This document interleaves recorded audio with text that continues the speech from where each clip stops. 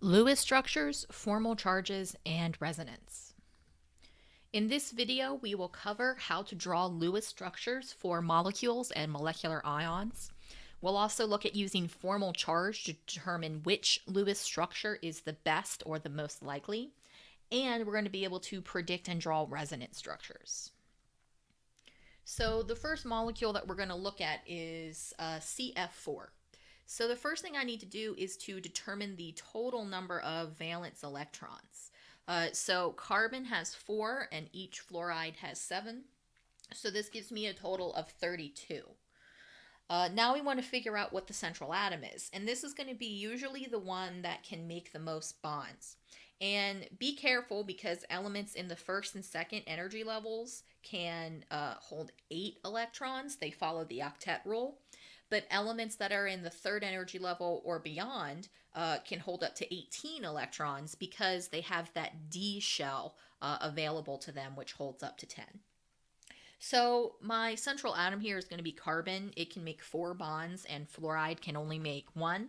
So it makes sense that it needs to be in the middle.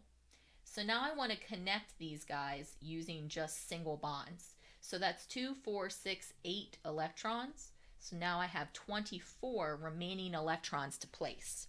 And I'm going to place those electrons around the outer atoms to satisfy any octet rule. 2, 3, 4, 5, 6. There's 8, 10, 12.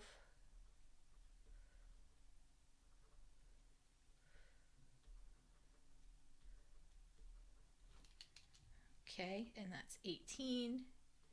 And then I'm going to place the last 6. Okay, so we've placed all of those electrons. Now we want to make sure that there's no formal charges here. So to calculate formal charge, you take the valence electrons minus the lone pair electrons minus half of the bonding electrons. So for this fluorine usually has 7 valence electrons. There are 6 lone electrons, and then 2 are in a bond. Half of that is 1, so this gives me a formal charge of 0. What about for carbon? So carbon has 4 valence electrons. There's no lone electrons. And there's 8 electrons in bond. Half of that is 4. So we get a formal charge here of 0. Next up, we're going to do H2PO4. So the total number of electrons here is going to be 32. That minus sign gives us an additional electron. So my central atom in this case, it's not going to be hydrogen. It comes down to phosphorus or oxygen. So oxygen has to follow the octet rule because it only has S and P orbitals available to it. But phosphorus can use those D orbitals as well. So phosphorus can actually make more bonds because it can hold up to 18 electrons. Now, what about where those hydrogens go? So this is where you have to have a little bit of wisdom about the structure here. H2PO4, if you add a hydrogen to that, you get H3PO4, which is an acid. And we learned that in acids, especially these oxyacids that contain oxygen, those hydrogens are going to be bound to something that's very electronegative, usually oxygen. Because that's going to allow that hydrogen to be able to ionize and break off. So that's considered an acidic hydrogen. So that's why I put my 2 hydrogens onto my oxygens here. So I'm just going to connect everybody using 2 electrons, a single bond. So that's 1, 2, 3, 4, 5, 6 bonds. So that's 12 electrons. I've got 20 left. So now I want to place these 20 electrons around my outer atoms here to satisfy any octets. So this guy needs more electrons. You can't put any on the hydrogens because they can only hold 2 because they only have S orbitals available. And these oxygens can hold a couple more too. So that's 16, 18, and 20. So based on this, we've placed all of the electrons. We might say, oh, we're done here. But one of the things that you should always look out for are suspicious oxygens. And this oxygen up here is suspicious to me because it only has a single bond. And we know that oxygen can form double bonds. So I'm going to go ahead and calculate the formal charge on this oxygen up here. So 6 valence electrons minus the 6 lone electrons minus half of the ones in bonds, we get a charge of -1 here. So how can I make this closer to 0? I'm going to take one of these lone pairs and move it into a bond. So now I have a double bond there. Get rid of these guys. So now I can calculate my formal charge again for oxygen. And this time it's going to be 6 minus 4 minus 2, which gives us 0. So you might want to say, oh, I want to put another bond here as well. And that is going to not be the case, because when you do that, it's going to change the formal charge on this phosphorus here. So right now the formal charge on the phosphorus is 5. There's no lone electrons, and I've got 1, 2, 3, 4, 5 bonds, 10 electrons, half of that is 5. So this gives me a formal charge of 0. So if I were to move these electrons into a bond here, that's going to change the formal charge on phosphorus. So right now, this oxygen has a formal charge of -1.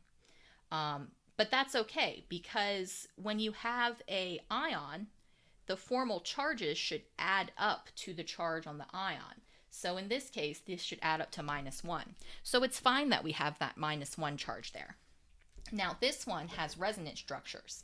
And the reason I know that is because I could flip where that double bond on the oxygen is, and I can flip that around to get a different structure. So basically, if there's a different way that I can draw it, that's how you know that there's resonance. So I can just move around all of these bonds. I'm going to make a little bit of room for myself down here. So I can draw this with my central phosphorus and a single bond there and the double bond there, and then fill in these guys. I can also rotate around where this double bond is, so we could end up with something like this.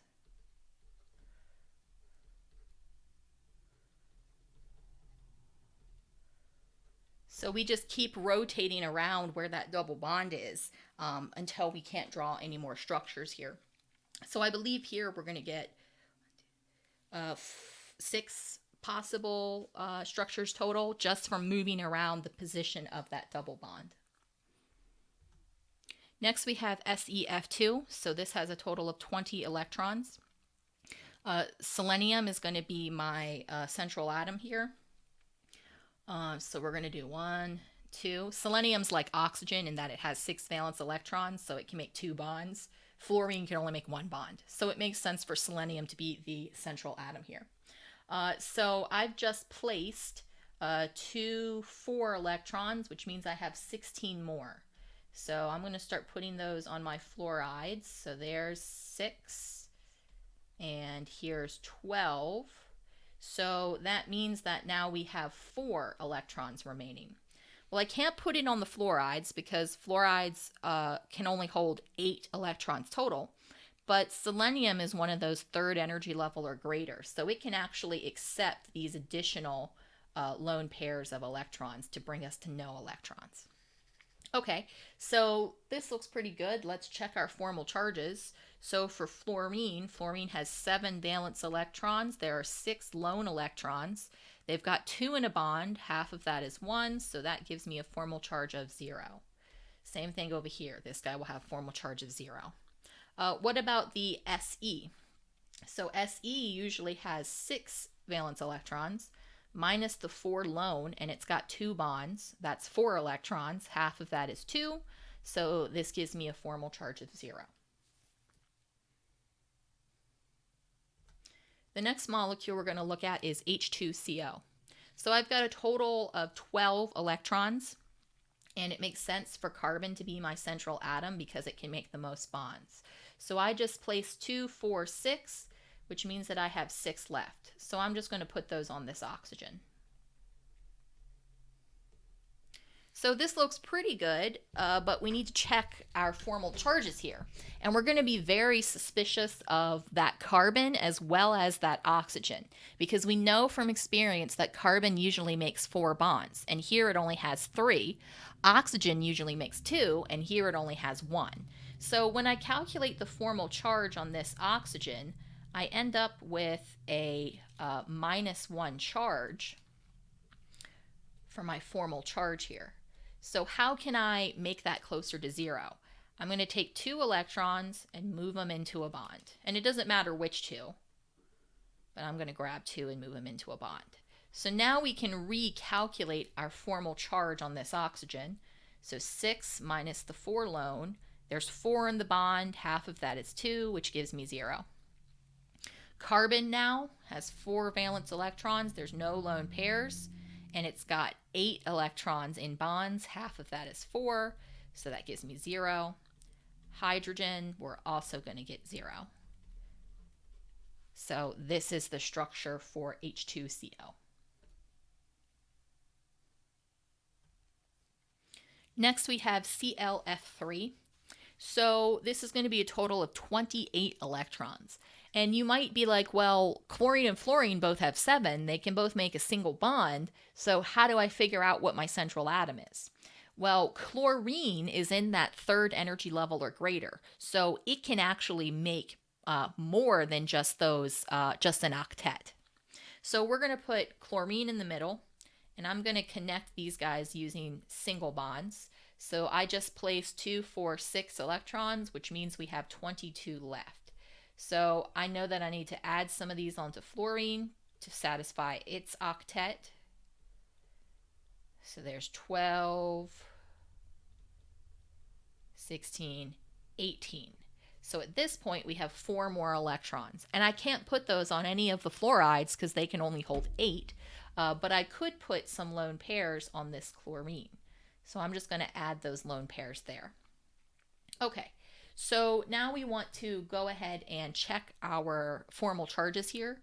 So for fluorine, 7 minus 6 lone minus the 1 bonding gives me 0. For this chlorine, we have 7 valence electrons minus the 4 that are alone. 1, 2, 3, 6 are in bonds. Half of that is 3, and this gives me 0. So this is the best Lewis structure for ClF3. Next, we're going to look at the cyanide ion. So total number of electrons here, 4 from carbon, 5 from nitrogen, and then an additional electron from the -1 gives us 10 total. There isn't really a central atom here because it's only 2 atoms, so it's just a linear molecule. But I'm going to go ahead and connect that with a single bond, which leaves me with 8 electrons. So I'm going to start placing those around my atoms here. So that's it for nitrogen, that's 6, and then 2 more for carbon brings us to 8. So now we want to check our structures here and check our formal charges. And I'm again real suspicious of that nitrogen because we know nitrogen usually forms a triple bond. So right now if I calculate the formal charge on the nitrogen, it's going to be 5 minus 6 minus 1, which gives me -2. So that doesn't really work for us. So let's reduce that closer to 0 by adding these 2 electrons into the bond. So now whenever I calculate the formal charge, it's 5 minus 4 minus 2, which is going to give me -1. So that's better, but we can keep going. I'm going to take another pair of electrons and I'm going to move those into the bond as well. So now when we calculate formal charge,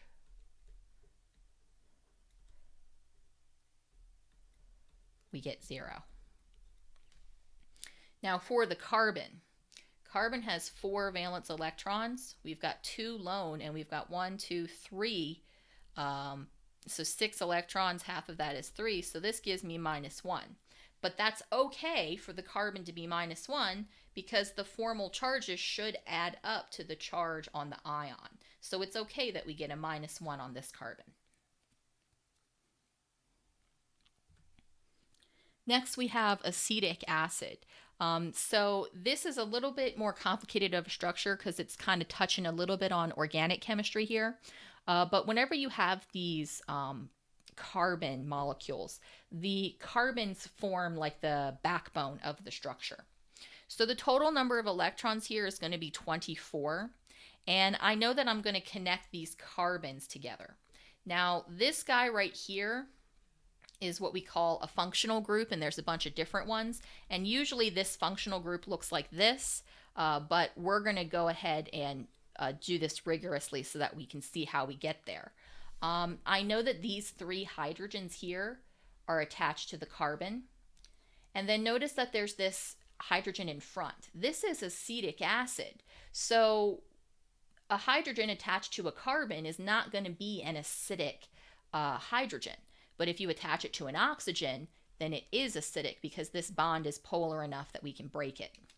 So that's how I know that I'm putting this H that's in front here on this oxygen. Okay, so I'm going to go ahead and start by connecting everybody with some single bonds. So I just drew 1, 2, 3, 4, 5, 6, 7. So that's 14 electrons, which means we have 10 left. I can't put those on the hydrogens because they can only hold 2, but I can put them on some oxygens here. So there's 6 on this oxygen, and then 4 on this oxygen, and now we're at 0. So now we want to check our formal charges again. Again, I have a suspicious oxygen that only has a single bond. So if I calculate the formal charge here, I end up with -1. So if I want to make that 0, I'm going to take a pair of electrons and move them into the bond here. It doesn't matter which pair, but I'm going to grab those 2 and move them into the bond. So now I have 6 minus 4 minus 2, which gives me 0. So that oxygen is all set. So I'm going to go ahead and clean this up a bit so we can check the other ones.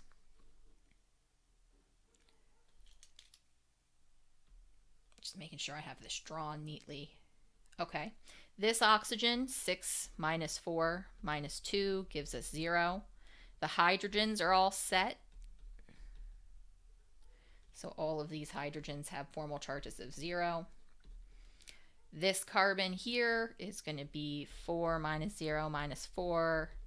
That guy is good. So all of our formal charges here come out to 0. So that's how we know that this is the structure.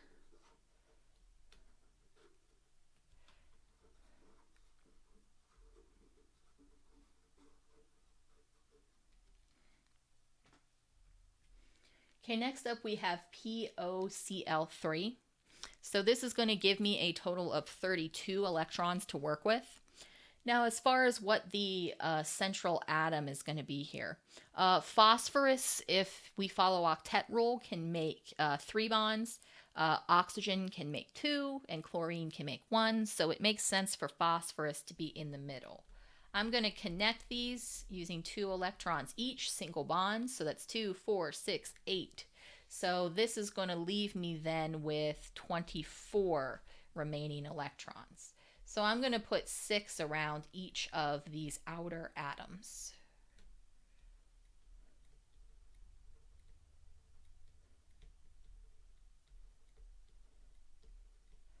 So there's 18, 22, 24. So now that we've placed all of our remaining electrons, we want to check our formal charges. And once again, we have a suspicious oxygen with a single bond. So that's going to be 6 valence electrons minus 6 lone electrons. Half of the bonding electrons is 1. So this gives me -1. So what can I do to improve that? I'm going to take 2 electrons and move that into the bond here. So now I'm going to have 6 minus 4 minus 2, which gives me 0.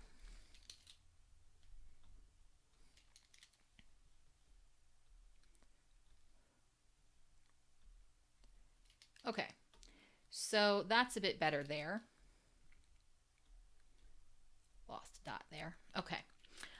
So let's look at phosphorus. So phosphorus has 5. There's no lone electrons, and it's got 10 in bonds. Half of that is 5, so that gives me 0. What about the chlorine? So 7 minus 6 minus 1, we get 0. So this is our best structure for POCl3. Next we have the sulfite ion here, so SO3 minus 2. So we've got 26 total electrons, 24 of them come from the atoms, and 2 of them come from the minus 2 charge. So my central atom here is going to be sulfur. Even though oxygen and sulfur both have 6 valence electrons, sulfur is in that 3rd energy level, which means it has the d orbital available and it can hold up to 18 valence electrons, so it can make more bonds. So I'm going to start by connecting these just using some single bonds here. So that gives me 2, 4, 6, which means that we have 20 remaining. So I'm going to start putting those remaining electrons around my outer oxygens here.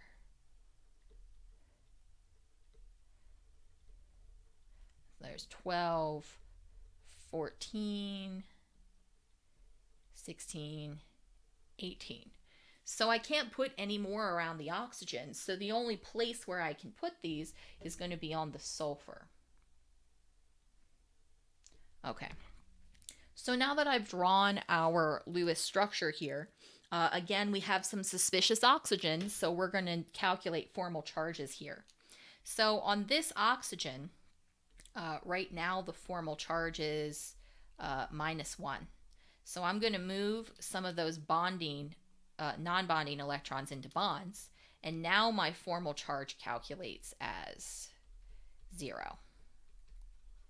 So you might say, oh, well, I should go and do that to all of the other oxygens in this molecule. And we're not going to do that because we need for those formal charges to add up to -2. So right now, this oxygen is -1, and this oxygen is -1 for my formal charge. So that adds up to -2. So I'm actually going to leave those as they are. So I can change the positioning of this double bond here. So for resonance structures, what we're going to see is we can just rotate this bond around to make different structures.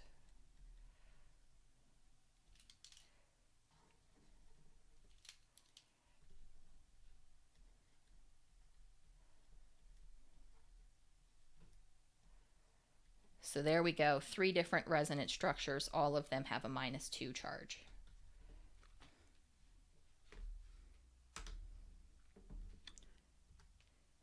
So the last one we're going to look at here is ozone, O3.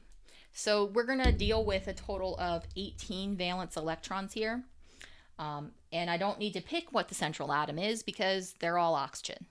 So I'm going to start with some single bonds here. So I just placed 4 electrons, which means that I have 14 that are remaining. So I'm going to place those 1, 2, 3, 4, 5, 6, 7, 8, 9, 10, 11, 12. And then I still have 2 more. So I'm going to put those on that guy.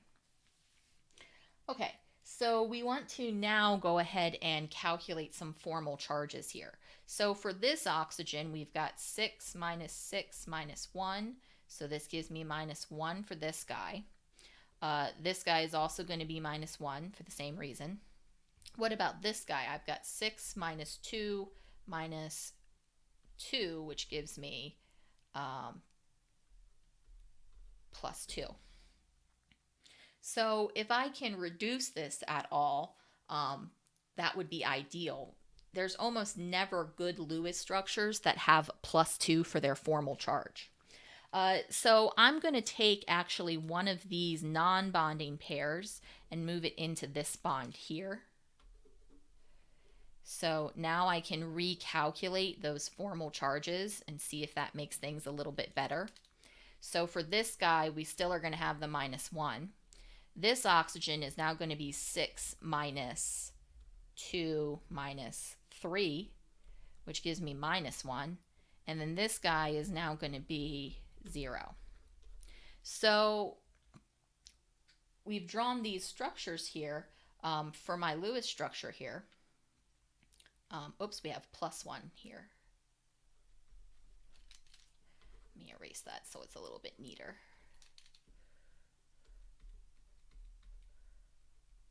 Okay, there we go. So we got a +1 formal charge there.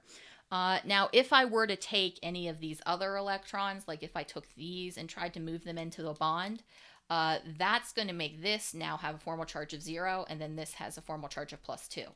So that's kind of a step in the wrong direction here. So we're not going to do that. But we have these formal charges here, but that's okay. Because if you add +1 and -1, you get 0, which is the charge on ozone here. So here's the best Lewis structure I can draw for ozone. I can also switch where this double bond is and create a resonance structure there for ozone.